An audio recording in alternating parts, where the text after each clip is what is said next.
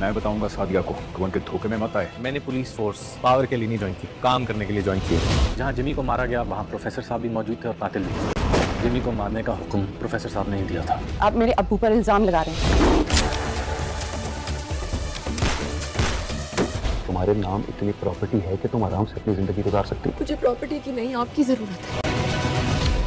TV चला के रखना, मर गया तो खबर आ जाएगी। अगर तुम मुझे इम्प्रेस करने में कामयाब हो गए तो तुम्हें वर्दी भी मिल जाएगी और एक अच्छा सा थाना भी।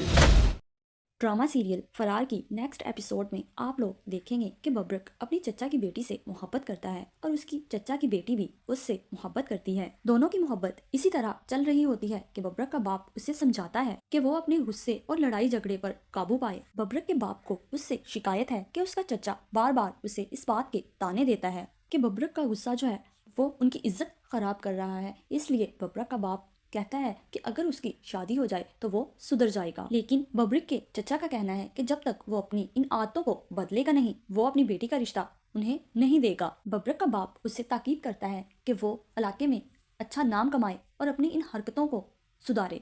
दूसरी तरफ बातिश, जो कि सादिया के इश्क में इतना गिरफ्तार हो चुका होता है कि वो अपनी पार्टी को छोड़ने का मुकम्मल फैसला कर लेता है। तो फिर शाह साहब की तरफ से हुक्म आता है कि बातिश को एक आखिरी मिशन के लिए मुकर्रर किया जाए।